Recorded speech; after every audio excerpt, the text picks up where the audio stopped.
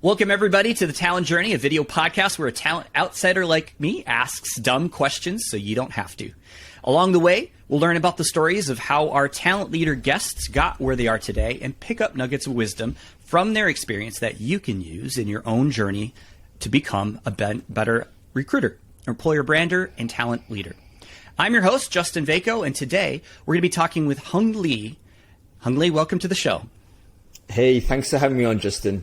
So, Hung, can you tell me what you do? Explain it to me like I'm a young child, like I don't know anything about any of the jargon.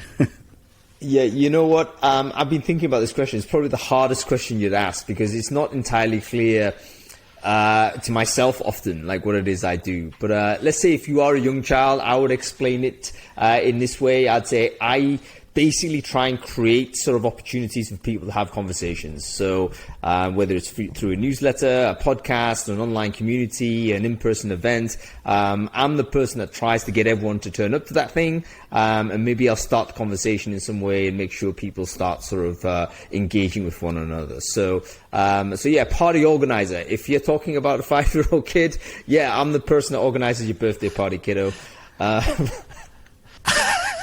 I love that. Do you to be clear, in the world of recruiting for recruiters, the party organizer? Oh yeah, for absolutely. Right? Recruiters only, no one else welcome. It's very exclusive, so it's all for.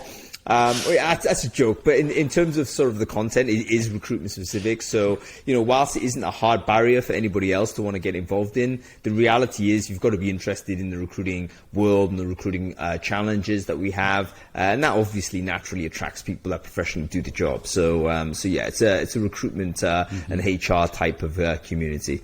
And I actually came across your material just because so many people have referenced your amazing weekly newsletter. And I have read your newsletter, signed up for it, and that's how I know of you, Hung, and you've been doing that for a while. But how did you get into all of this? How did you get into the world of recruiting? So I'm like older than I look, I mean, basically I've been doing this for like 20 odd years or so. So back in the Web 1 era, back in the 2000s or so, I was graduating after university, and I was thinking, the classic ill-prepared graduate, like no clue in terms of what I was going to do in terms of professional career. And I was scouting around for things to say, you know what, I need to think about something, what's going on. And this is at the time when, the internet was starting to take off here, Web 1.0, it's going to change the world, et cetera, et cetera. And I thought, hey, maybe I could be one of these people that helps build the internet, maybe I could be one of these web programmer people, as they call it back in the day. I tried to do some scripting. It took me like 3.5 days to write one page of HTML. I realized at that point that I would be like a very, very mediocre developer, even if I put all my effort in. And I realized, you know what? I think I could do it, but I'd be bad. Is there another way I can get involved in this space? And then I realized, hey, there seems to be these types of companies that do sort of in this adjacent to the internet, but they kind of helping companies hire people and stuff like this. And I thought maybe I could be one of those folks. So I ended up applying to a few jobs. That one page of HTML did turn into an online CV.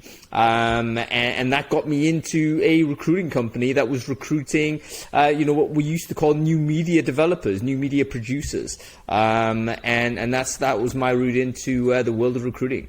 Got it. And so how did you get from there to where you are today? You were a recruiter. What made you decide I need to become a resource for recruiters versus being a recruiter? So again, no long-term plan. It was literally okay. So I was a decent recruiter. I wasn't like a hero at the job, but I was pretty good, I would say. A couple of times being the top guy in the business and stuff. And I did it for about 10 years. So I worked in different recruitment agencies, staffing firms and what have you. Enjoyed it all the way I was doing it, but I felt towards the last year, I was getting a little bit frustrated with just the grind of it, because it can become a little bit, here's another year, another target, another thing to do. And this is another sort of a period where the world was changing again, because 2008, 2009, great financial crisis.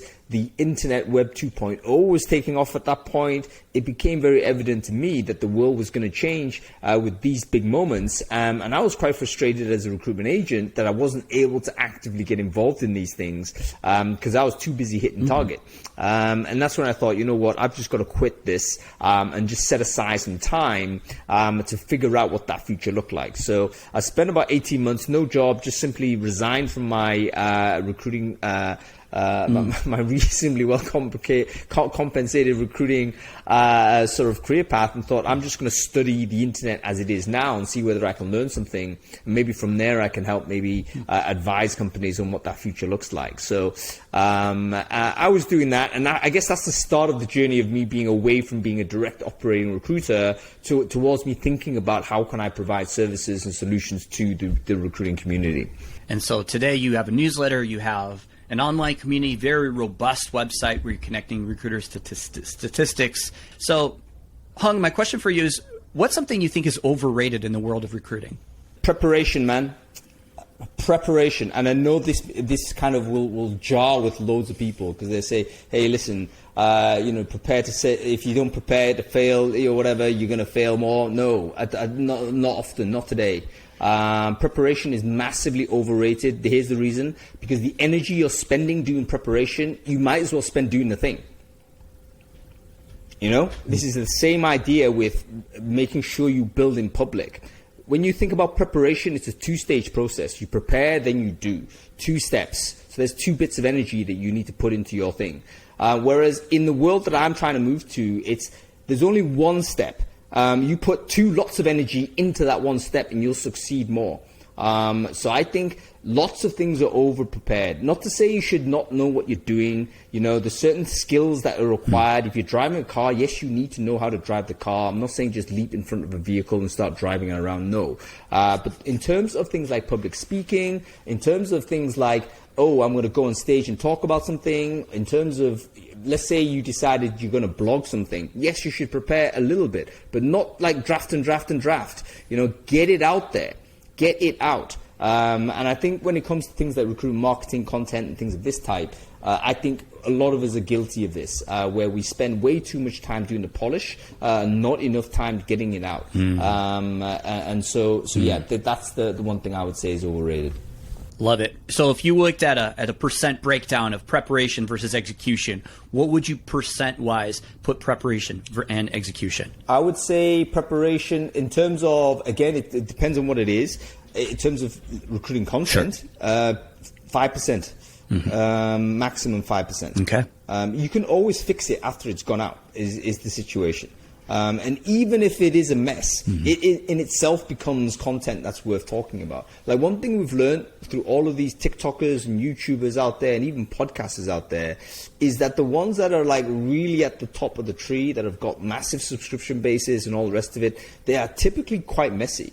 And they're messy because that's part of the charm. It's like, I want to see what actually this person's going to say, not something that's over polished or overly scripted. So I think that is going to be, and again, you look at some of these crazy usually TikTok, because YouTube is pretty much polished these days, but TikTok's on a mobile phone. The reason why that's exploded is because it just democratizes the ability of anybody to use it. And some of the biggest sort of TikTokers out there, zero production, bro.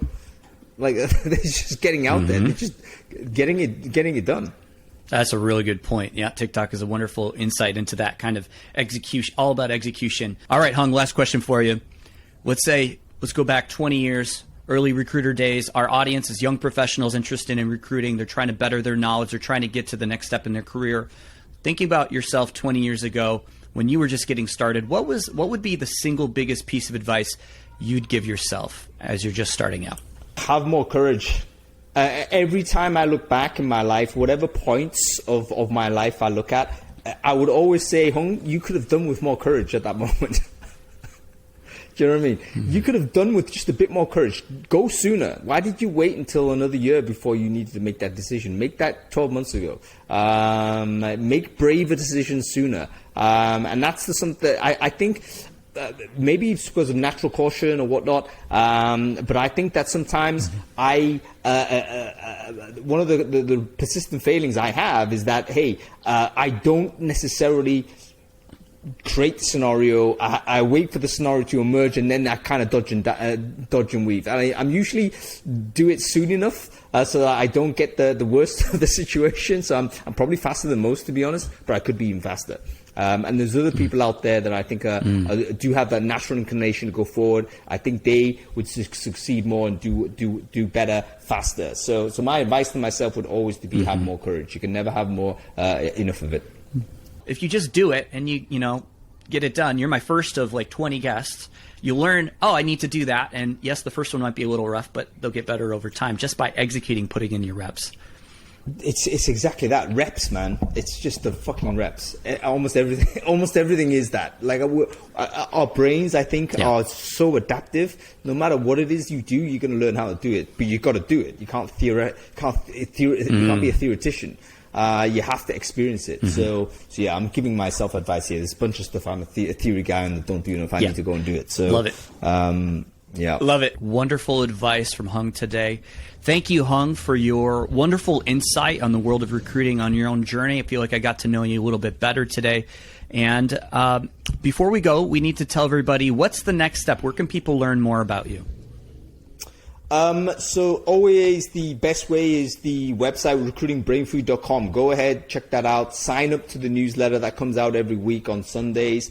There's all other channels that are out there as well, as you know. But I think you discover everything through the newsletter first, and then from there you can then choose the different places that you want to have connections with other recruiters.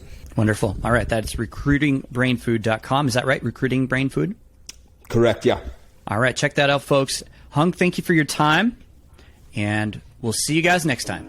Thanks for listening to the Talent Journey podcast with your host, Justin Vajko. To learn more about Dialog, visit recruitwithdialog.com.